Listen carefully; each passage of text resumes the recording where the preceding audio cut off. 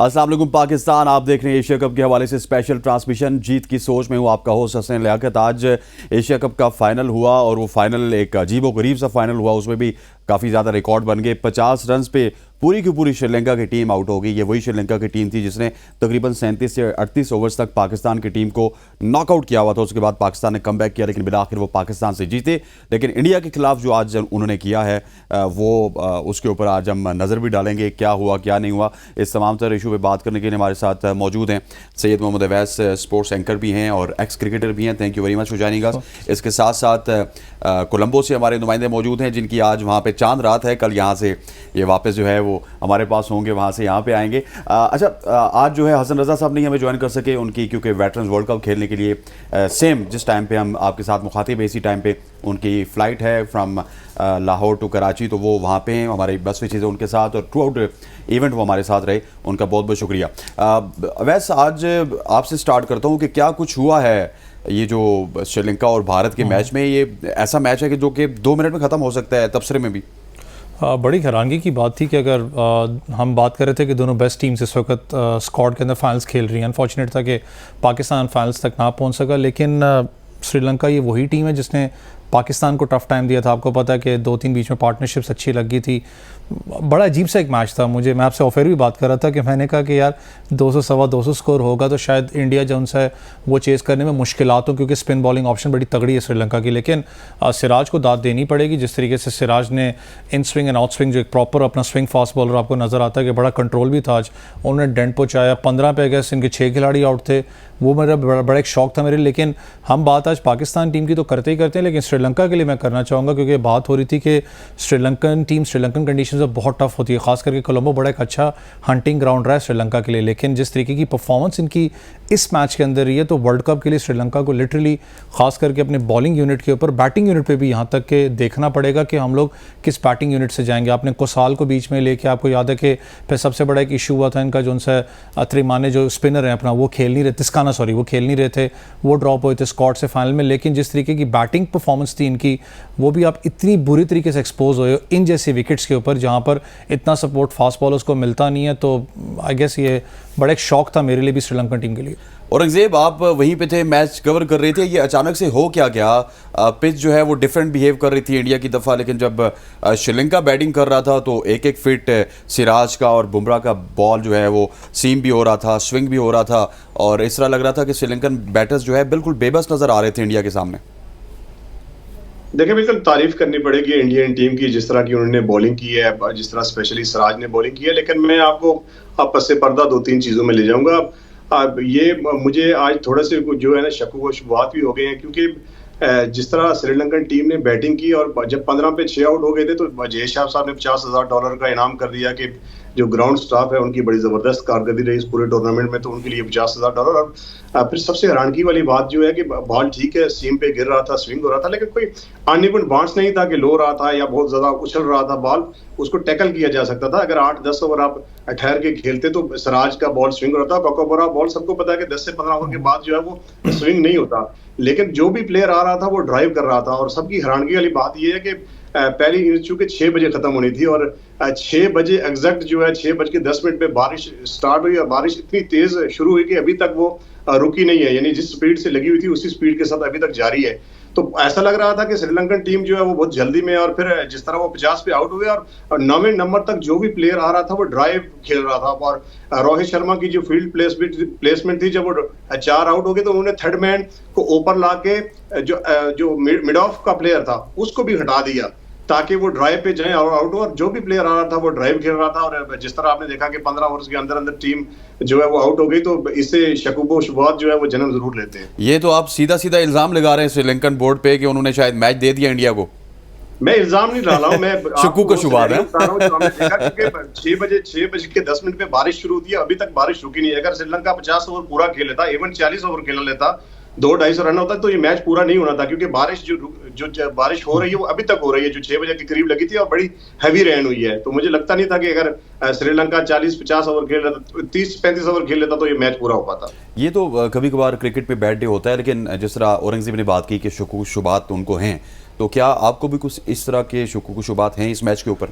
देखिए, औरंगजेब भी क्योंकि उधर मौजूद हैं, ऑब्वियसली उनका एक अपना थिंक टैंक। अगर क्रिकेट पॉइंट ऑफ व्यू से बात करें तो मैंने आपको बात एक की ना, अगर मैं पूरा ओवरऑल परफॉर्मेंसेस श्रीलंका की देखूँ, ये वो टीम है जिसका हमेशा एक अंडरडॉग्स इसको कहा जाता है, क्योंकि ज़्यादा बात नहीं होती लेकिन एक बड़ा स्ट्रॉन्ग कम बैक करते हैं टूर्नामेंट्स में।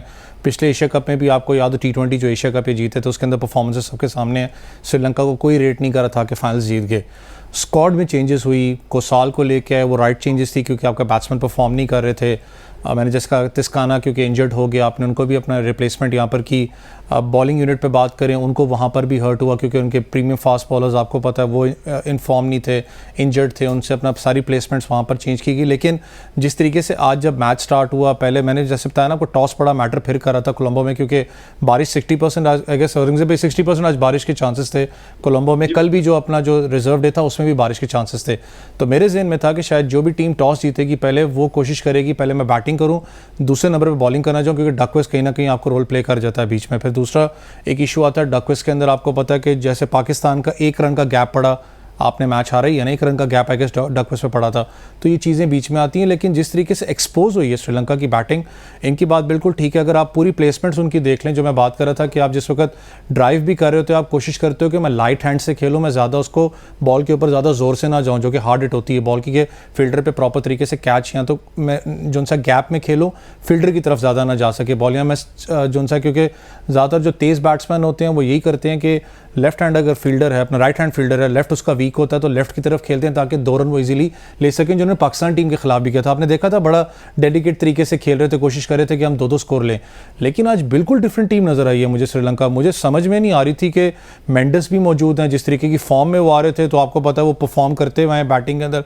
अनफॉर्चुनेटली पिछले मैच में शो नहीं कर पाए थे पाकिस्तान के खिलाफ, लेकिन एक प्रॉपर एक बैटिंग ऑर्डर उनका मौजूद था। लेकिन एक ही शॉट पे बार बार आउट होना, फिर उसके बाद आई डोंट नो कि आखिर इशू क्या हुआ इनके साथ श्रीलंका, या साइकोलॉजिकल कोई चीज थी या बैक एंड पे कोई चीज थी, उनके ऊपर वर्कआउट करना चाहिए। आई थिंक आईसीसी को भी, और आपको एक चीज का पता है, सॉरी बात काट रहा हूँ, आपकी कोई वर्कआउट होना है। वसीम अकरम आज अगर मैं गलत नहीं हूँ बड़े ब्लंट थे बैठे हुए।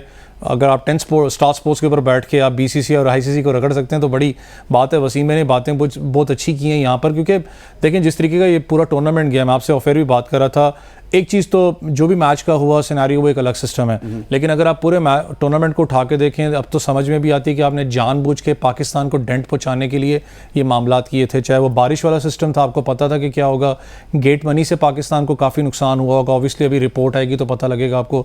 उसके बाद आपका स्पॉन्सर्स से भी काफ़ी नुकसान होता है। आप देखें ना, एक दिन मैच नहीं होता, आपके सामने की बात है हसनैन भाई, इंडिया और पाकिस्तान का मैच, एक खप नहीं बनी हुई थी आपके लिए कि 2 दिन टेस्ट मैच से कम नहीं वो मैच था कि जी 2 दिन बैठे रहो, पता नहीं क्या होना है नहीं होना। एशिया कप का फिर मामला थे।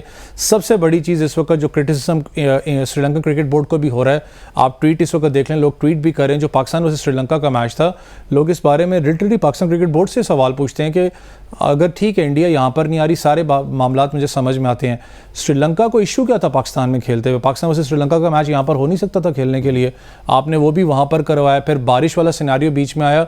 साफ पता लगता है कि जो आपने एक धमकी देते रहते हो कि हमने आइसोलेट करना है पाकिस्तान क्रिकेट को, हमने ये करना है, तो उस चीज़ में आप कामयाब भी आहिस्ता आहिस्ता हो रहे हो। औरंगजेब, अगर हम तो यहाँ पे बैठ के सारी कवरेज करते रहे, आप वहाँ पे मौजूद थे, चाहे पाले किले हो चाहे कोलंबो हो, हर जगह पे आपने जाके कवरेज की। अगर आपको एक अल्फाज में, एक लफ्ज़ में पूछूं कि आप एशिया कप को किस तरह डिस्क्राइब करेंगे, ये एशिया कप क्या यादें छोड़ के गया है, और इस एशिया कप में जब भी आप 2023 के एशिया कप को याद करेंगे तो आपको क्या क्या चीज़ें याद आएंगी मोटी मोटी?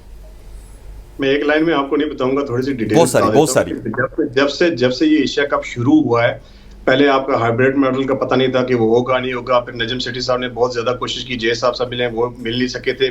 और फिर उसके बाद सब चीज जब हो गई, जब हाइब्रिड मॉडल को अब मान लिया गया, तो फिर आपको पता है कि मुल्तान में हमने ट्रॉफी की रोनमाई करनी थी और शेड्यूल का ऐलान करना था। तब उससे आधा घंटा पहले जय शाह साहब ने एक ट्वीट के जरिए सारा कुछ बता दिया कि एशिया कप का शेड्यूल ये है। और फिर जिस तरह से कोलंबो में मैचेस हुए, कैडी में मैचेस हुए, फिर यहाँ पे बारिश का जो सिलसिला था, तो वो भी एक तनाज़ात की शक्ल इख्तियार करता था। कभी मैच यहाँ शिफ्ट हो रहे हैं, कभी दुबई हो रहे हैं, कभी किधर हो रहे हैं, मतलब बहुत सारे वेन्यूज पे बात थी। आज जय शाह साहब ने एक और ब्लंडर कर दिया। जो तनाज़ात से ये एशिया कप शुरू हुआ था, तो वो तनाज़ात भी खत्म हुआ। आज चूंकि जो ट्रॉफी थी, विनिंग ट्रॉफी थी, वो टाइटल स्पॉन्सर थे सुपर 11।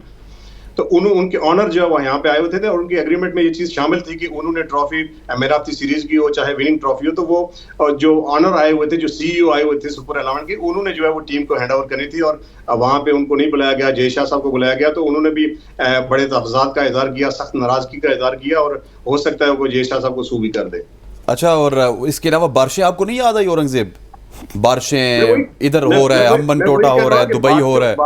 मैं वही कह रहा हूँ ना कि बारिशों की वजह से भी तनाज़ात रहे कि कभी इवेंट जो है वो शिफ्ट हो रहा है, कभी वेन्यू चेंज हो रहा है, तो वो सारी चीजें तो इंक्लूड होती हैं। लेकिन ये एशिया कप जो है वो तनाज़े से शुरू और तनाज़ात पर ही खत्म हुआ। सर, आपकी एशिया कप 2023 के हवाले से क्या मेमोरीज है? उसके बाद फिर हम मैच समरी की तरफ चलेंगे। देखिए, ऑब्वियसली एक मेरे लिए डिसअपॉइंटमेंट था क्योंकि पाकिस्तान ऑब्वियसली खेल नहीं सका फाइनल्स। आपको पता है कि ख्वाब ही रह गया पाकिस्तान वर्सेस इंडिया फाइनल्स देखना। लेकिन इनकी बात बिल्कुल ठीक है। एक सबसे बड़ा एक इशू था यहाँ पर कि जी होगा नहीं होगा, हाइब्रिड मॉडल बीच में दिया गया। फिर उसके बाद पाकिस्तान क्रिकेट बोर्ड को क्रिटिसिज्म बनता है, लेकिन मैं थोड़ा सा सपोर्ट इसलिए भी करता था कि यार चलो जो भी हो, इतना रिजिडनेस दिखानी कि भाई करना है पाकिस्तान में, जितने मैचेस हो सकते हैं हम करेंगे यहाँ पर। फिर थोड़ा सा ये भी मामला थे, आप इस चीज़ को भी रियलाइज़ करें कि श्रीलंकन क्रिकेट बोर्ड हो जाए, चाहे नेपाल हो जाए, चाहे अफगानिस्तान की बात करें, चाहे बांग्लादेश की बात करें, उनसे ना कोई स्टेटमेंट आनी कि हम पाकिस्तान, सिवाय नेपाल की टीम के किसी ने स्टेटमेंट नहीं दी कि हम जी पाकिस्तान जाके खेलने के लिए तैयार हैं, में कोई इशू नहीं, अगर मैं गलत नहीं हूँ। कोई मैंने स्टेटमेंट वैसी सुनी नहीं थी। ये भी थोड़ा सा मुझे डिसअपॉइंटमेंट थी। फिर उसके बाद सबसे बड़ा इशू था कि आपने जो, मैंने आपसे बात की ना, कि आपने जो पूरा प्री प्लान किया था। देखें, जब आप टूर्नामेंट ऑर्गेनाइज करते हैं, जैसे वो भी बात कर रहे हैं, चाहे स्पॉन्सर्स की बात करें, चाहे जो, ये हर टूर्नामेंट, छोटे टूर्नामेंट में भी ये बात होती है कि ट्रॉफी जो स्पॉन्सर कर रहा है, जो टूर्नामेंट वो ट्रॉफी देगा, उसके मामला होते हैं। बेशक बीसीसीआई का हो चाहे एसीसी का चेयरमैन हो, साथ खड़ा होता है इस चीज़ में। ये चीज़ तो ऑन द पेपर रिकॉर्ड मौजूद है। लेकिन सबसे बड़ा इशू इस टूर्नामेंट के अंदर ये रहा है कि आप तो बारिशों का था और साथ में आपको जब फोरकास्ट का पता है कि ये मामलात होंगे, यहाँ पर ये गेट मनी नहीं मिलेगी। हैम्बर टूटा आपको पता है एक दफ़ा शिफ्ट करने लगे थे, फिर वो कहा गया जी वो जो ग्राउंड है वो बहुत बाहर करके होगा, वहाँ पर इश्यूज़ होंगे, आप कोलंबो में शिफ्ट करें। फिर मुझे एक चीज़ एक और भी जहन में आई, मैंने कहा शायद इंडिया के जहन में ये बात हो कि पाकिस्तान ज़्यादा रिलाई करता है पाकिस्तानी फास्ट बॉलर्स के ऊपर, अपनी पेस बैटरी के ऊपर। इनको वहाँ पर मार दी जाए जहाँ पर पेस बैटरी को ज़्यादा सपोर्ट ना मिले। आपने कोलंबो में मैचेस शिफ्ट किए, तो ये सारी चीज़ें होती रही हैं। आफ्टर ऑल ठीक है, एशिया कप जरूर था, लेकिन मेरे लिए बड़ा बुरा ख्वाब, बड़ा डिसअपॉइंटिंग था। अब चलते हैं यहाँ पर मैच समरी की जानिब, देखते हैं कि आज के मैच में क्या हुआ। वैसे तो सारी दुनिया को पता है कि इतना रिकॉर्ड साज मैच हुआ कि हर शख्स की जुबान पे एक ही है कि श्रीलंका की टीम 50 रन पे आउट होगी। Match summary, India versus Sri Lanka, final of Asia cup 2023। Sri Lanka put 50 for 10 in 15.2 overs. My goodness, Kushal Mendis was top scorer with 17 runs in 34 deliveries. Hemanta played 13 runs in 15, Viralage 8 in 21, and De Silva 4 in 2 deliveries. Siraj was outstanding, 21 for 6. Hardik Pandya 3 wickets, and Jasprit Bumrah 23 for 1, and Kuldeep Yadav 1 for 0. India 51 in 6.1 overs. Ishan Kishan 23 runs and Shubman Gill 27 runs. India won by 10 wickets. Sir, आज की summary में तो मुझे सिराज ही नज़र आते हैं जिन्होंने एक ओवर में औरंगजेब पासा पलट दिया पूरे मैच का। वो अगर तीसरा ओवर निकाल दिया जाए तो शायद इतना ज़्यादा डैमेज ना होता श्रीलंका को जितना सिराज के उस ओवर में हुआ। जी बिल्कुल, बहुत जबरदस्त बॉलिंग। पहला ओवर जो है सिराज ने बैटन किया और पहले ओवर में भी जो उनको स्विंग मिला तो उससे मेरे ख्याल में उसको पता चल गया था कि आउट स्विंग पे बॉल ज्यादा निकल रहा है। फिर आते ही जो अगला ओवर उन्होंने किया जिसमें उन्होंने 4 विकेटें ले ली, तो मैं कहता हूँ कि बहुत जबरदस्त बॉलिंग की। और थोड़ा सा क्रेडिट यहाँ पे रोहित शर्मा को मैं देना चाहूंगा। जैसे भी थी हालात, जो भी थे, पिच जैसे भी थी, जो भी हुआ, बारिश थी, श्रीलंकन प्लेयर कैसे खेले वो एक अलग मैटर है।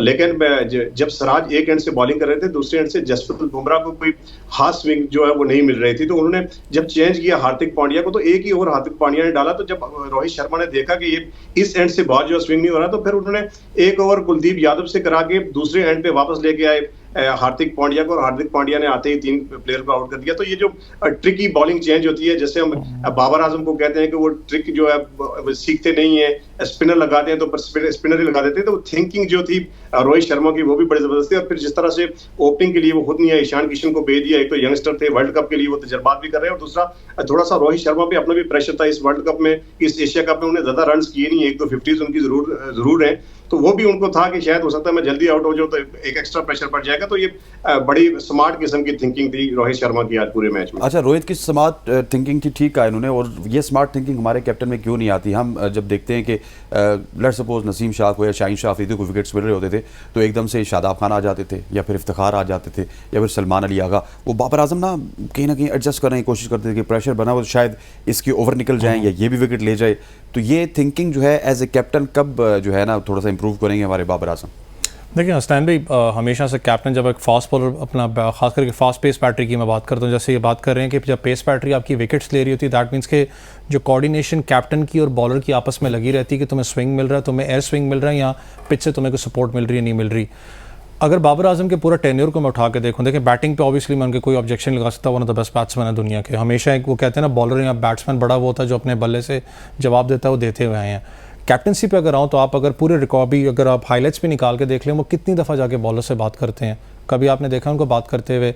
इमाम उल हक का मैं कोट करूँगा, आपको याद हो इमाम ने एक इंटरव्यू में बात की थी कि बाबर बहुत कम बात करता है। मुझे उसका क्यों पता है, क्योंकि मैं उसके साथ अंडर 19 खेलता रहा हूँ, मुझे उसकी बॉडी लैंग्वेज से पता लगता है कि मुझसे वो क्या चाह रहा है, कि इस हद तक बाबर आजम को मैंने खामोश देखा है। आपने उस दिन भी जमान खान के मैच के अंदर देखा होगा, जब वो लास्ट ओवर करवा रहे थे तो शहीन शाह अफरीदी की चलो केमिस्ट्री एक लास्ट या T20 के अंदर या जमान के साथ बनी हुई है, तो वो डिस्कशन कर रहे थे। बाबर को आपने आई गेस आखिरी जाके बॉल के अंदर मैंने देखा है उसको बात करते हुए जमान खान के साथ, जो भी मामलात हैं कि रिलैक्स रहना है या क्या क्या करना है। कैप्टन जब तक आपके सर पे बैठा हुआ है, जब आपका बॉलर एक फील्ड मांग रहा है, आपसे कह रहा है मेरी फील्ड प्लेसमेंट, आज इंडियन फास्ट बॉलर्स को आप देख लें, स्लिप कॉर्डन एरिया उन लोगों ने कितना तगड़ा अपना रखा था, जो फील्ड प्लेसमेंट है उन लोगों ने कितनी तगड़ी रखी थी। मैं खुद देख रहा था रोहित शर्मा बार बार सिराज से बात कर रहे हैं, बॉलर जो उनसे बुमराह सिराज से बात कर रहे हैं, एक बैकअप प्लान मौजूद होता है आपका।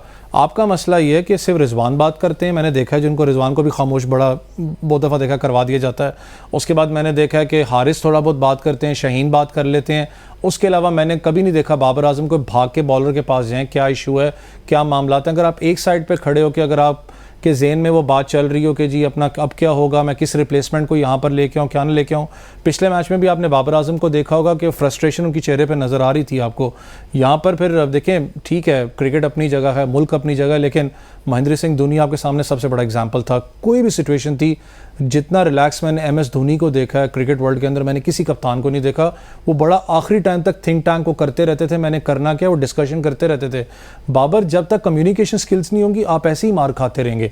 आप जब तक बॉलर के पास बात नहीं करेंगे, उसको फील्ड प्लेसमेंट का नहीं पूछेंगे, मैंने फील्ड प्लेसमेंट तुम्हारी बॉलर के ऊपर है ना, क्योंकि देखें अगर मैं बॉलर लगा हुआ हूँ, मैं अगर आपको कहता हूँ मुझे 4 फील्डर चाहिए अपना ऑफ साइड के ऊपर, दैट मीन्स के कैप्टन पाबंद है इस चीज़ का, मुझे 4 फील्डर दे, मैंने बॉल करवानी है। कैप्टन मुझसे कर सकता है कि यार इसको मैं बाहर निकाल दूं या क्या करूं, लेकिन जब आपने बात ही नहीं करनी तो आपके बॉलर की कोऑर्डिनेशन क्या होगी उसके साथ। अच्छा औरंगजेब, जो पॉइंट अवैस ने उठाया उससे यही लगता है, देखिए हमारे पास ऐसे कप्तान जरूर मौजूद हैं, अफरीदी की मिसाल आप ले लें, सरफराज की, मिसबाह उल हक की, इवन इंजी के ज़माने में भी इंजी बाग के बॉलर के पास जाते थे।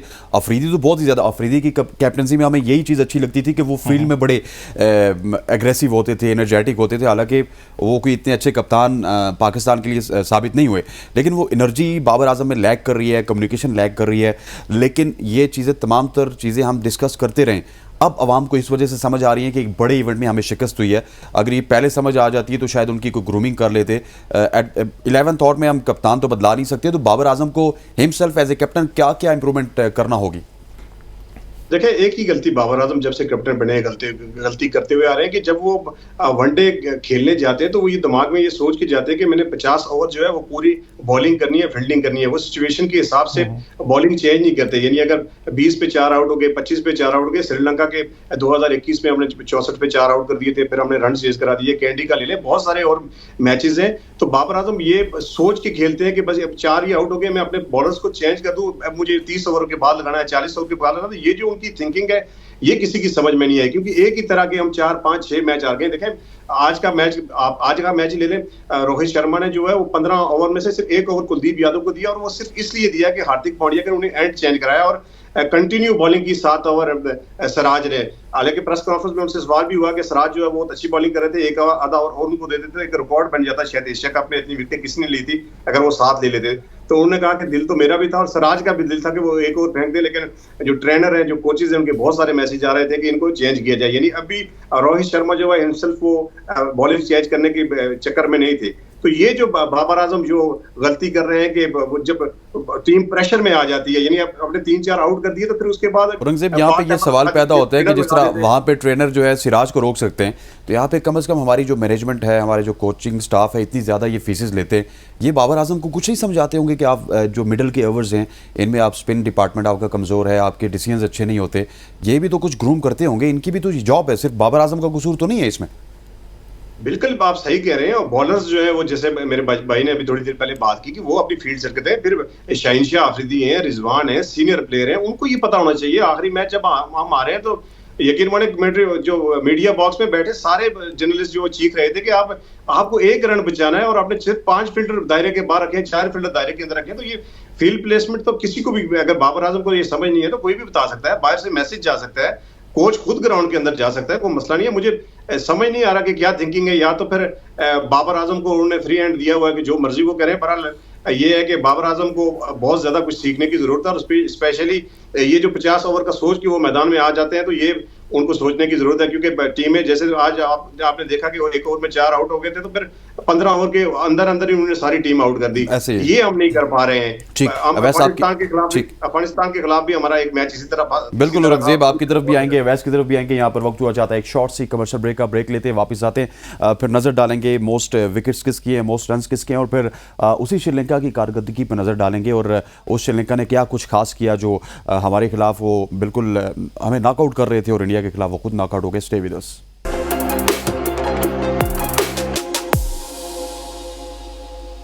Welcome back to show. और अब हम शो में बात करेंगे उस श्रीलंका के हवाले से जो श्रीलंका तकरीबन 37 ओवर्स तक वैस उन्होंने हमें नॉकआउट रखा गेम से। आखिरी 4 से 5 ओवर्स में हमें इस तरह लगा कि हम गेम में वापस आ चुके हैं। आज वो श्रीलंका भारत के खिलाफ तकरीबन 15 ओवर्स भी सही टिक के बल्लेबाजी नहीं कर सकी। मैंने आपको पहले ही बताया कि आप शक पैदा कर रहे हैं क्योंकि बड़ी अजीब सिचुएशन है। सीरियसली अगर आप श्रीलंकन बैटिंग ऑर्डर को, फिर मुझे पता है श्रीलंका क्योंकि जिस तरीके से वो भी लीड करते हुए हैं, बैटिंग के अंदर भी आपने देखा है आखिर हद तक वही पाकिस्तान के लिए खड़े थे, लेकिन आज एक बड़ा डिफरेंट सिस्टम था यहाँ पर।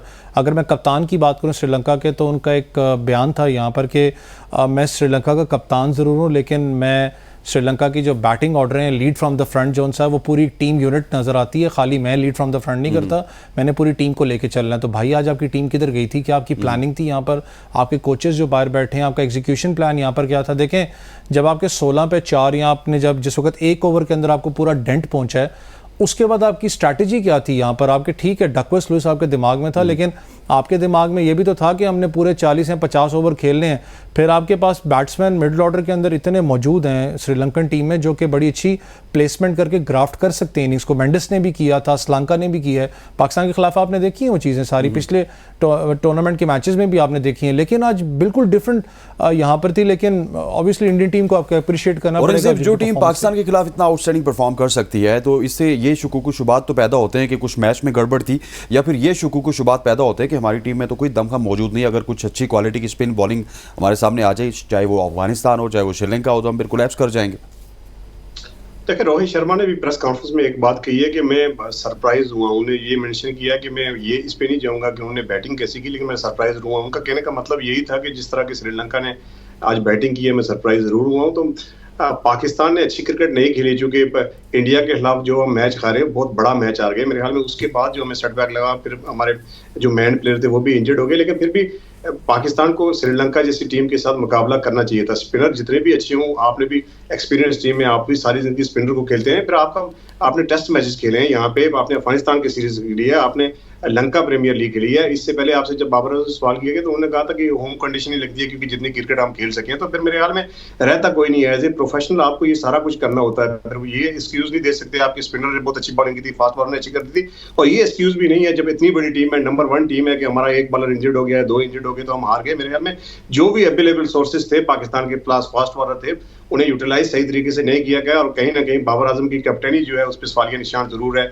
अगर कुछ कैप्टनी वो बेहतर करते तो मेरे ख्याल में श्रीलंका के खिलाफ मैच जीत सकते थे। फिर एक जो गेम प्लान होता है, जैसे भाई ने कहा कि 1 रन हमारा डिडक्ट हो गया था जो मेरे ख्याल में डेथ रूल सिस्टम के तहत, तो ये अगर वो नवाज 2 बॉलें पहले आउट ना होते तो फिर श्रीलंका को जो है वो 255 रन का टारगेट मिलना था। तो ये चीजें भी प्लेयर्स को बतानी पड़ती हैं, पहले जो आपके एनालिस्ट होते हैं उनको बतानी पड़ती है कि इस सिचुएशन पे आपने क्या करना है। अगर वो आउट ना होते तो शायद 4 रन पाकिस्तान को और मिल जाते। तो ये सारी चीजें जो है मेरे ख्याल में क्लाउडली पाकिस्तान को जो है ना सोचना पड़ेगा, थिंक टैंक को बैठना पड़ेगा, फिर आगे वर्ल्ड कप है, बहुत बड़ा इवेंट है, उसमें देखते हैं फिर पाकिस्तान क्या करते हैं। वैसे जल्दी बताइएगा, फिर उसके बाद हम जो बात करें ना अपना, देखें एनालिस्ट, क्योंकि जब एक नेशनल टीम के साथ आप होते तो आपके पास 2 एनालिस्ट बैठे होते हैं बाहर।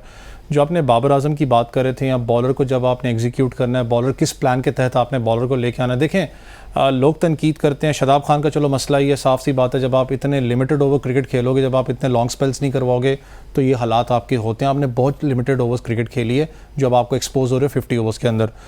अगर इफ्तिखार की चले मैं एग्जांपल आपसे लेता हूँ, एक बार क्लब क्रिकेटर अगर बाहर बैठा हुआ है, उसके दिमाग में ये बात चलती है कि लेफ्ट हैंड बैट्समैन जिस वक्त बैटिंग कर रहा है, जब असलंका बैटिंग कर रहे थे, आप लेके आते हो लेफ्ट हैंड बैट्समैन के खिलाफ राइट आर्म ऑफ स्पिनर, क्योंकि उसको विकेट देता है हमेशा। ये मस्ट है, क्योंकि वो कट पे जाएगा या वो कोशिश करेगा उसको अपना स्वीप करने की, तो वो कहीं ना कहीं विकेट देता है। जब आपके कप्तान को, यहाँ जो बाहर एनालिस्ट बैठे हुए हैं, जब तक उनका थिंक टैंक नहीं काम करेगा कि यार इसको ज़्यादा ओवर करवाओगे, इसको ज़्यादा ओवर करवाओगे तो ये विकेट लेगा, आपके दिमाग में चीज़ अटक के रह चुकी हुई है कि अगर इफ्तिखार है, नेट्स के अंदर इफ्तिखार से आप लंबे स्पेल्स भी करवाते हो, नहीं मैच के अंदर सिर्फ 2 स्पेल करवाने हैं, बस ठीक है, हमने कोटा निकालना है, विकेट नहीं आती। आपको खेलना पड़ता है माइंडसेट से, आपको बॉलर को करवाना पड़ता है कि 4 ओवर करवाओ, 6 मार खाओगे, मैं पीछे बैठा हुआ हूँ। आप इस चीज़ को रियलाइज़ करें कि आपके जो स्पिन बॉलिंग यूनिट है, जो सईद अजमल होते थे कि भाई मैं मार खाने के लिए तैयार हूँ लेकिन मैं विकेट लेके दूंगा, आपका स्पिन बॉलिंग ऑप्शन अब वैसा उस पे तो जरूर आएंगे, लेकिन पहले देखते हैं मोस्ट रन्स किसने बनाए एशिया कप 2023 में और कौन कौन से वो टॉप 5 बैटर्स हैं जिनके पास मोस्ट रन है। Shubman Gill ji, the poster boy of Indian cricket, 302 run, Kusal Mendis 270, Samarawickrama 215, Babar Azam 207 and Mohammad Rizwan 195। So top 5 में बाबर आजम भी हैं और रिजवान भी हैं। फाइनली कुछ अच्छी खबरें तो हैं कि इंडिविजुअल परफॉर्मेंसेस तो हमारे पास हैं, जो कि ऑलरेडी पिछले 4 साल से पाकिस्तान के पास होती हैं। वो तो आपको पता है आईसीसी का इस वक्त प्लेयर ऑफ द मंथ भी जीत चुके हैं बाबर आजम, तो कुछ चीज़ें तो अच्छी हैं, यहाँ पर प्रॉस्पेक्ट है। लेकिन टीम को लेके सीरियसली मैं कहता हूँ कि पाकिस्तान क्रिकेट बोर्ड में, क्योंकि जो हलचल इस वक्त पैदा हुई हुई है, तो उसको देख के फिर वर्ल्ड कप स्क्वाड क्या सिलेक्ट होगा, वो एक बड़ी, फिर आई गेस एक और भी खबर है कि शायद, मैं श्योर नहीं इस बारे में, क्योंकि शाम भाई बेहतर बता सकेंगे, कि Pakistan is in talks with south Africa के लिमिटेड, थोड़ा सा अगर 1-2 वनडे या 3 वनडे मैचेस जो उनसे वर्ल्ड कप से पहले अगर हम खेल सकें तो चलो एक अच्छा। ये कोई खबर है औरंगजेब के हम साउथ अफ्रीका के साथ? ये खबर मीडिया पे कुछ ये खबरें चली जरूर है, लेकिन इसमें हकीकत कोई नहीं है, क्योंकि 25 तारीख को जो है टीम ने ट्रैवल करना है इंडिया के लिए, तो मेरे ख्याल में अब तो 3-4 दिन बाकी रहेंगे। 3-4 दिन रहेंगे, बिल्कुल ऐसी है ख़वातीन रोज़ात यहाँ पर वक्त हुआ जाता है। अब देखें कि कौन है मोस्ट विकेट टेकर 2023 के एशिया कप में, और अब देखते हैं कि वहाँ पे कितने पाकिस्तानी मौजूद हैं, कितने इंडियन मौजूद हैं, क्योंकि पाकिस्तान की जो पेस बैटरी है कम से कम एशिया में तो उसको अच्छा होना चाहिए। Pathirana with 11 wicket, Siraj with 10 wicket, Wellalage with 10 wicket, Shaheen Shah Afridi with 10 wickets and Kuldeep Yadav with 9 wickets. Again चौथे नंबर पे पाकिस्तानी आते हैं। सर अच्छा, अब थोड़ी सी बात करते हैं, औरंगजेब आपसे स्टार्ट कर लेते हैं हम, कि काफ़ी देर से आप चुप मौजूद हैं, कि हमारी टीम बड़ी सुपरस्टार टीम थी 2022-23 के बाद, बल्कि 21 के बाद इससे अवाम ने बहुत ज़्यादा उम्मीदें वाबस्ता की थी। अब हमें लग रहा था कि ये सुपरस्टार टीम है, एशिया कप में जाएगी, जीत के आएगी, लेकिन एशिया कप से हम मायूस होकर आए और बहुत बुरी तरह से मायूस हुए, और अब हम एक एक्सपोज टीम लग रहे हैं बिफोर वर्ल्ड कप। बिल्कुल, एशिया कप से पहले जब हम आए थे तो फेवरेट थे एशिया कप के लिए, और फिर जिस तरह टीम जल थी, फिर जिस तरह हम 24 घंटे पहले ऐलान कर रहे थे, तो सारे ये इंडियन भी हमें बड़े मिसालें दे रहे थे कि बड़ी कंफर्टेबल जोन में है। बड़े बाबर आजम जो है वो जो प्रेस कॉन्फ्रेंस में आते हैं, मैंने भी ये खबर दी थी कि प्रेस कॉन्फ्रेंस में जब आते हैं तो बड़े कॉन्फिडेंट होते हैं वो, लेकिन अब जैसे ही हम इंडिया से मैच हारे, और पहले ये लग रहा था कि इंडियन टीम जो है वो क्राइसिस में है, क्योंकि उनके मेन प्लेयर जो है इंजर्ड है, जसप्रीत बुमराह इंजर्ड है, केएल राहुल इंजर्ड है, और आज रोहित शर्मा ने एक स्पेशल चीज मेंशन की कि हमने जब केएल राहुल को टीम में रखा तो जस्ट टॉस से 5 मिनट पहले ये फैसला हुआ, क्योंकि उनके जो दूसरे बैटर थे वो थोड़े से इंजर्ड थे, वो फिट महसूस नहीं कर रहे थे, तो केएल राहुल को कहते हैं कि मैंने 5 मिनट पहले जाके बताया कि आप गिर रहे हैं। ना उस तरह की उनकी प्रिपरेशन थी, ना जो वार्म अप होता है पहले उस तरह उन्होंने किया होता, तो आते ही उन्होंने 100 रन किया। तो टीमें जो है वो इस तरह खेलती हैं, और मुझे तो ये सबसे वरीड बात जो है कि जैसे आपने बताया कि पहले 5 बैटर में हमारा नाम हुई है, बाबर आजम का बाबर आजम 5वें चौथे नंबर पर जरूर है, लेकिन अगर 151 की इनिंग्स जो नेदरलैंड के नेपाल के खिलाफ उनकी थी वो निकाल लें तो पीछे मेरे ख्याल में उन्होंने 100 रन भी नहीं किए।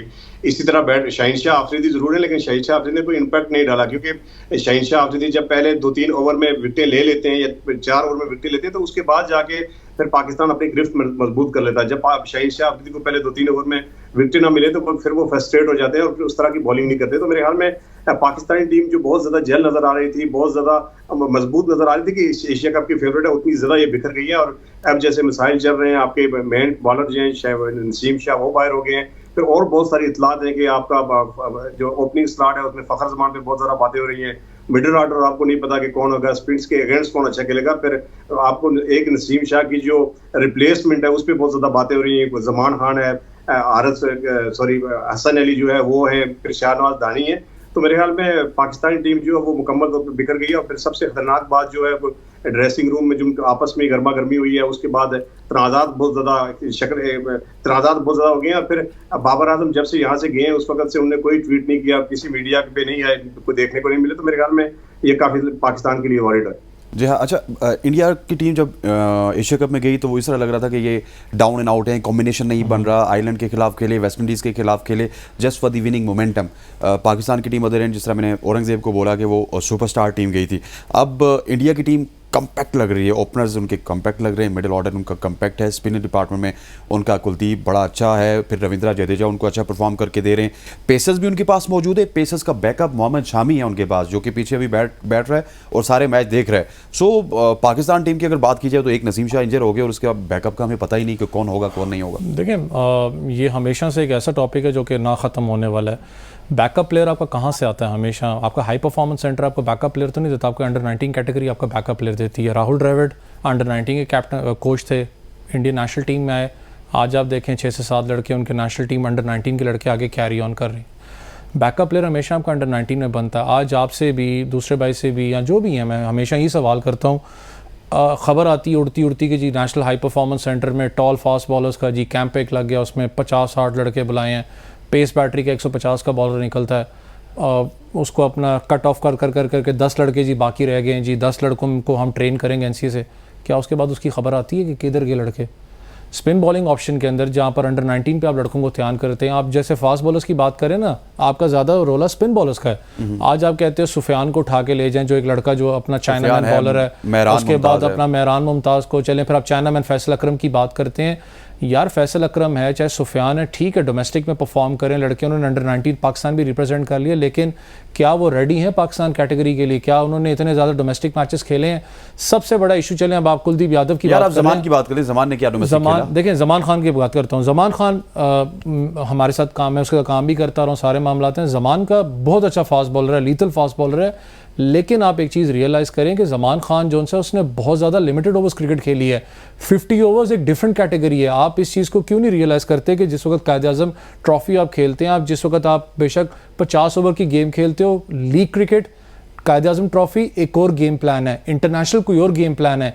आपको बॉडी लैंग्वेज फटीग आपको कैरी करनी पड़ती है, आपके पास प्रेशर होता है, उसे नज़र भी आता है। आपने जमान खान को जिस तरीके से आपने देखें, अच्छी बॉलिंग करवाई उसने, लेकिन जब वो टूट के रोए हैं तो आपको पता लगता है कि यार इसका मतलब कि फटीग कैरी कर रहा था एक फास्ट बॉलर, वो इस सिचुएशन का इंटरनेशनल में यूज टू नहीं है। लीग क्रिकेट को आप कंपेयर नहीं कर सकते इंटरनेशनल के साथ। आप स्पिन बॉलिंग ऑप्शन पे आते हैं, कुलदीप यादव का आपको याद हो वर्ल्ड कप स्क्वाड में थे इंडिया के, उसको ड्रॉप किया गया, वो वापस गए, उनके ऊपर मस्ट किया गया कि आपने अपनी जो उनकी MRF अकेडमी उसके अंदर जाना है, आपने अपना एक्शन ठीक करना है, अपनी बॉलिंग यूनिट ठीक करो, आप जाके रणजी ट्रॉफी खेलें। आज आपके सामने की बात है अनप्लेएबल है।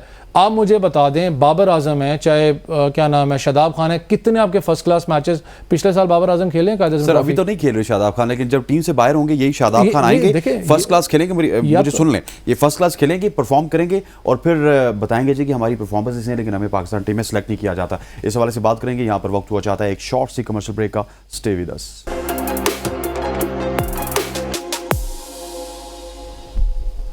Welcome back to show. अब शो में हम बात करेंगे पाकिस्तान क्रिकेट टीम की बैड परफॉर्मेंस के ऊपर तो हम बात कर रहे थे, लेकिन कुछ फैसले पीसीबी ने भी लिए हैं और ज़राए का कहना यह है कि जो ए कैटेगरी के प्लेयर है पीसीबी के, उनको रिस्ट्रिक्ट किया गया है और वो कुछ लीग्स कम खेलेंगे और वो पीसीबी जब उनको विंडो बताएगी तो उसके हवाले से खेलेंगे। औरंगजेब आपकी तरफ आते ही ये बताइएगा कि ये क्या दुरुस्त है कि पीसीबी ने रिस्ट्रिक्ट कर दिया है ऑफिशियली, और इसकी किस किस प्लेयर को इसका इम्पैक्ट होगा? ऑफिशियली अभी तक नहीं हुआ। ये ज़का अशरफ साहब ने कल यहाँ पे मीडिया से गैर रस्मी मुलाकात की और उसमें उन्होंने ये जिक्र किया कि हमने सेंट्रल कॉन्ट्रैक्ट जो है वो दे दिया, लेकिन उस पर प्लेयर्स जो है वो साइन नहीं कर रहे हैं। ऐसा हमने बहुत अच्छी ऑफर प्लेयर्स को कर दी है, को मेडिकल फैसिलिटीज हमने उनको दे दी है। अब ये प्लेयर का काम है कि वो कब इसको साइन करते हैं। फिर उनका ये भी कहना था कि एजेंट्स जो है प्लेयर के वो मुख्तलिफ उमूर पर जो है बहस करते हैं और प्लेयर्स को जो है कॉन्ट्रैक्ट नहीं होने देते, क्योंकि एजेंट्स के थ्रू ही लीग्स में कॉन्ट्रैक्ट होते हैं और फिर बहुत सारे पैसे ज़रा कमीशन की मद में उन्हें भी मिलते हैं। तो ये ज़का अशरफ साहब ने जो है कल ये तजवीज़ दी है कि मैं एक कैटेगरी के जो प्लेयर होंगे वो कोई दूसरी एक लीग पाकिस्तान सुपर लीग खेलेंगे और दूसरी फिर कोई एक लीग खेलेंगे। और फिर उन्होंने कहा कि कोई भी मेजर इवेंट जब होगा, जैसे एशिया कप हो गया, वर्ल्ड कप होगा, तो उससे 2 माह पहले कोई भी प्लेयर एक कैटेगरी का जो है वो लीग नहीं खेल सकेगा। ये आपको इम्प्लीमेंट होती हुई नजर आ रही है? मुझे तो नहीं लग रहा अभी तक वो जो सुपरस्टार हमारे प्लेयर्स थे वो अगर सिर्फ साइन नहीं कर रहे कॉन्ट्रैक्ट पे, तो वो किस तरह मानेंगे? हाँ, आजकल बैकफुट पे शायद साइन कर लें। हाँ, लगता है इस तरह है। तजावीज़ उन्होंने दी है कि ये ज़का अशरफ साहब ने कहा कि हो जाएगा, तो प्लेयर्स के पास हैं। मुझे लगता है कि इसी हफ्ते या अगले हफ्ते में वर्ल्ड कप से रवानगी से पहले ये कॉन्ट्रैक्ट जो है वो साइन कर देंगे। तजवीज़ तो वैसे बहुत ही ज़बरदस्त है, क्योंकि हमने नसीम शाह को शायद इसी वजह से ज़ाया किया है। आपने देखा होगा बहुत ही ज़्यादा पैदर पे सीरीज़ खेले, फिर लीग्स खेले, और उसके बाद रिजल्ट हमें आया कि वो 6 महीने के लिए क्रिकेट से बाहर हो गए।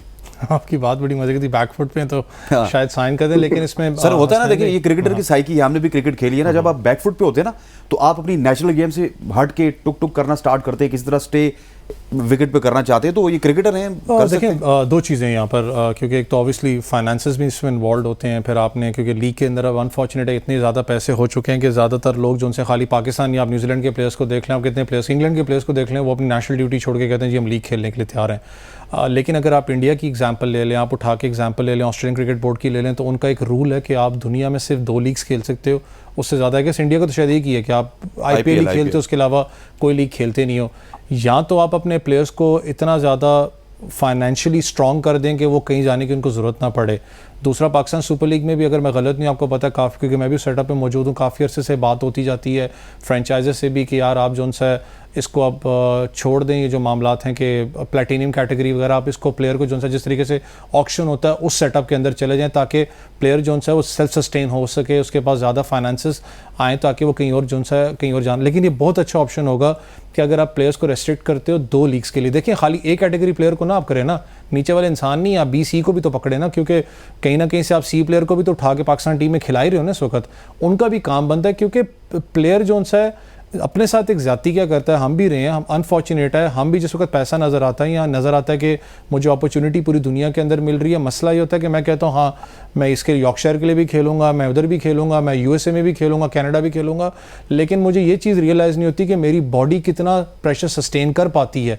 आज हम कहते हैं ना कि वो ज़्यादती कर रहा है, 30 साल की उम्र में जाके टेस्ट क्रिकेट को रिटायर कर रहा है। खाली पाकिस्तानी नहीं करते भाई, पूरी दुनिया में अब हो रहा है। डिकॉक ने आपके सामने रिटायरमेंट नहीं ली है, सबसे बड़ा झटका एक लगा डिकॉक ने ली, क्योंकि जब आपको बॉडी को पता है कि मैं बॉडी मेरी 4 डे या 5 डे नहीं खेल पा रही, मैंने ज़्यादा फोकस ही अब 1 डे T20 को कर लिया। 1 डे तो ख़त्म हो गया। देखें ना आज लोग कहते हैं कि जी T20 1 डे की बात कर रहे हैं, आज हम तो 1 डे की भी कर रहे हैं कि जी लीग्स को मना कर दें। क्यों कर रहे हैं? क्योंकि आपका वर्ल्ड कप सर पे। अगर आप ओवरऑल देखें सिनेरियो, आप सिर्फ वर्ल्ड कप के लिए कर रहे हैं, वरना आपको याद हो MCC ने भी MCC ने गैस ये अपना तजवीज़ दी थी पीछे कि आप जो 1 डे उसको स्क्वीज़ कर दें, बिल्कुल ही आप टेस्ट और T20 रखा करें, 1 डे को तब रिलीज़ करें कि जब 1 डे वर्ल्ड कप आ रहा हो, ताकि थोड़ा सा एक्साइटमेंट बढ़ जाए। भाई एक्साइटमेंट नहीं बढ़ेगी इसका मतलब आप ख़त्म कर रहे हो 1 डे क्रिकेट को। तो अगर आपने परमानेंटली करना है तो आप परमानेंटली इस मामले को करें, लेकिन कुछ भी करके खुदा का वास्ता इन प्लेयर्स को डोमेस्टिक क्रिकेट खिलाएं। आपकी डोमेस्टिक क्रिकेट जब तक लड़के खेलेंगे नहीं, आपकी परफॉर्मेंसेज ऐसी रहेंगी। औरंगजेब, नसीम शाह की इंजरी के बाद क्या कुछ सिनेरियो बन रहा है? किसका टिकट कटेगा फिर वर्ल्ड कप के लिए? और दूसरा ये बताइएगा कि स्पिन डिपार्टमेंट को लेकर पाकिस्तान और पाकिस्तान की जो आवाम है, जो क्रिकेट को देखती है, उससे प्यार करती है, वो बहुत ही ज़्यादा तशवीश का इजहार कर रहे हैं। तो कुछ नया चेहरा देख सकते हैं हम स्पिन डिपार्टमेंट में? देखिए स्पिन की बात भी करते हैं। जो पहले भाई ने बात की कि जो प्लेयर परफॉर्म नहीं करते डोमेस्टिक में जाए, देखिए मैं 2021 में आपको ले जाऊंगा, जब नसीम शाह जो अनफिट हुए थे, तो उनकी जगह हसन अली को एकदम से बुला दिया गया था। हसन अली को बुरी परफॉर्मेंस से टीम से ड्रॉप किया गया था, तो फिर उन्होंने कोई मैच खेला नहीं और एकदम से उनको लेके आ गए थे। अब क्योंकि जैसे टीम में दोस्तियां यारियां चलती हैं, बोर्ड में दोस्तियां यारियां चलती हैं, इसी तरह मीडिया के नुमाइंदों के साथ भी प्लेयर्स की जो दोस्ती यारी चलती है। अब तीनों फॉर्मेट में हसन अली बुरी परफॉर्मेंस की वजह से ड्रॉप हुए हैं, इंजरी उनको बहुत बाद में हुई है। अब इंजरी का बहाना था और कल से अब लगातार ये खबरें चल रही हैं और ये खबरें जो है मिली भुगत से चलाई जा रही हैं कि हसन अली जो है वो दौड़ में शम रहे। मुझे तो हसन अली ने कहाँ पे परफॉर्म किया, बुरी परफॉर्मेंस पे वो बाहर हुआ, टीम से इंजर्ड हो गया, तो फिर वो कौन सा प्लेटफॉर्म था जिसपे वो परफॉर्म करके दोबारा टीम में आना चाह रहा है। तो ये मेरा ख्याल है काउंटी में परफॉर्म किया है। ये अनफॉर्चुनेट है पाकिस्तान के। देखिए काउंटी, जब आप दीगर लीग को काउंट नहीं करते, दीगर नहीं, अगर उनकी काउंटी को काउंट करेंगे तो फिर सलमान इरशाद तो इस वक्त छाए हुए सीपीएल में। हाँ, सलमान इरशाद भी एक ऑप्शन है, ज़ाहिर है उन्होंने प्रीवियस बहुत सारी परफॉर्मेंस की हुई है, लेकिन मैं चलो अब जो बात कर रहा हूँ कि ये अगर ये परफॉर्मेंस आपने काउंट करनी है तो फिर सबके लिए एक क्राइटेरिया होना चाहिए। अब कोई परफॉर्मेंस उनकी है नहीं और अब बातें चल रही हैं कि जी फलां भी आ रहा है, फलां भी आ रहा है, तो मेरे ख्याल में जमान खान जो है वो बेहतर ऑप्शन इसलिए है कि एक तो अगर लीग्स की परफॉर्मेंस आपने काउंट करनी है तो 100 में उन्होंने बहुत अच्छी परफॉर्मेंस की, पीएसएल में उन्होंने बहुत अच्छी परफॉर्मेंस की, कनाडा लीग खेले वो बहुत अच्छी परफॉर्मेंस की, फिर हाल ही में आपने उनको टीम में शामिल कर दिया, अच्छा ओवर किया, अच्छे ओवर्स किए जमान खान ने। फिर आखिरी ओवर जो जिस तरह उन्होंने किया, अगर वो स्लिप में से एक हमारा चौका ना जाता तो यकीनी तौर पर हम ये मैच जीत सकते थे। तो ये हमारी बदकिस्मती है। जैसे राणा फहीम अशरफ साहब एक साल से टीम से बाहर हुए, मियां नवाज शरीफ साहब से उन्होंने मुलाकात की तो 6 महीने के अंदर अंदर उनका रिजल्ट आ गया। फिर उमर अकमल हाल ही में नवाज शरीफ साहब मिले और हाथ जोड़ के उन्होंने कहा कि मैंने मियां नवाज शरीफ साहब से रिक्वेस्ट कर दी थी और पहले भी मैंने रिक्वेस्ट की थी, उन्होंने पूरी की थी, अब भी करेंगे। तो मेरे ख्याल में ये मामला तो हमारे बोर्ड में और क्रिकेट बोर्ड में ये चलते हैं, तो इन चीजों से दूर रहना चाहिए। और जो प्लेयर परफॉर्म नहीं करता, वो शादाब खान है, वो बाबर खान है, एक ही रास्ता है कि वो डोमेस्टिक जाए,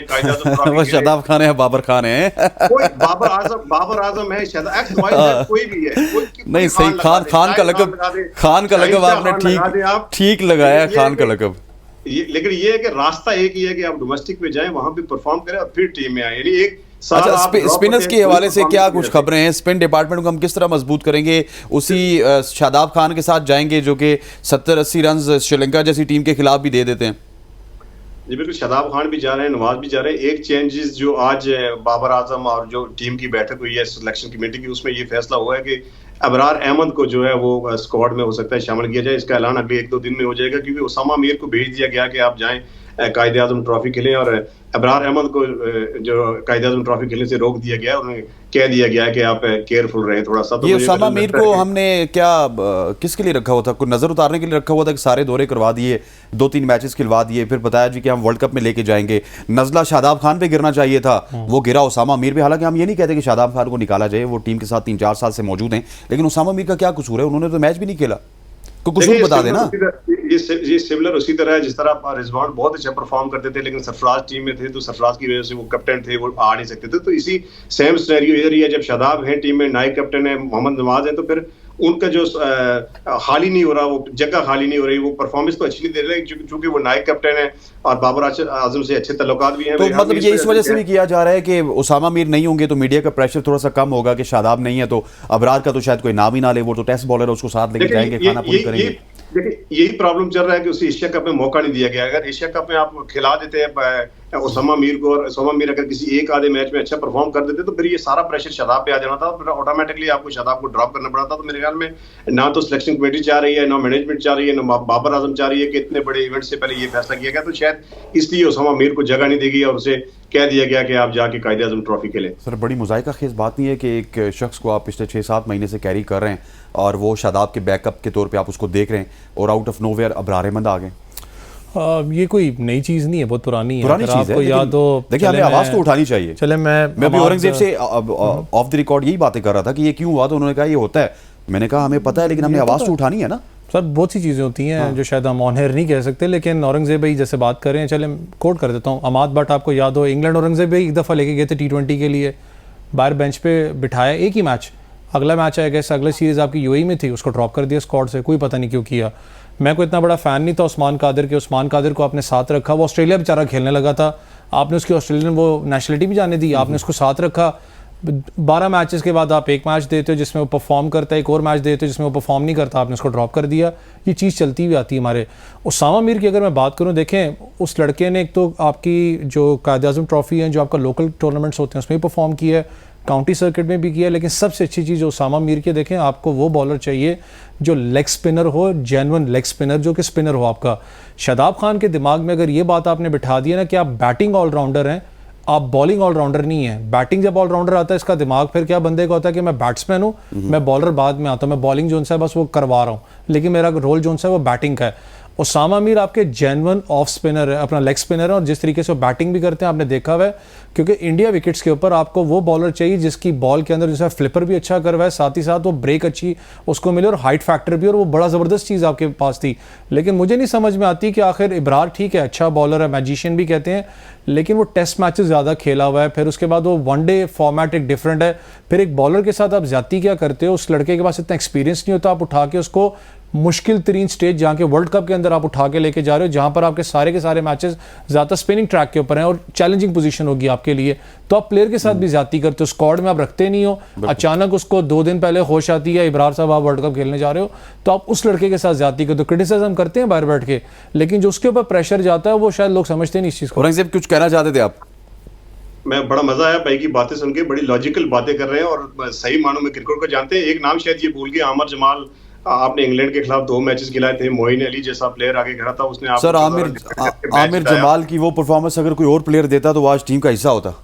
लेकिन अच्छी खबर ये है कि आमिर जमाल जो है वो एज ए रिजर्व जो है वो टीम के साथ इंडिया में ट्रैवल कर रहा है, और उनके साथ साथ साइम अयूब भी जो है वो रिजर्व में ट्रैवल कर रहे हैं। बड़ी अच्छी खबर है। और दूसरा आपने एक मिसाल नहीं दी कि चंद महीनों में 1, 2 या 3 महीनों में हमने मूसा खान को तीनों डेब्यू करवा के उसके बाद बुला दिया, तो ये तो बहुत सारी खबरें हैं, मतलब बातें हैं जो कि हमारे कल्चर के साथ जुड़ी हुई हैं। हसन रजा जो आपकी सीट पे बैठते हैं, 96 में उनका डेब्यू हुआ, 2006 तक उन्होंने देखा यार इस टीम से कुछ नहीं मिलता तो चलो डोमेस्टिक खेलो, डिपार्टमेंट खेलो। और इसी आखिर में मुझे बताइएगा, जल्दी से बताइएगा कि फखर जमान का क्या होगा जो कि ओपनिंग स्लॉट में मौजूद हैं, स्ट्रगल कर रहे हैं, बैकअप के तौर पे किसको लेके जाएंगे हम?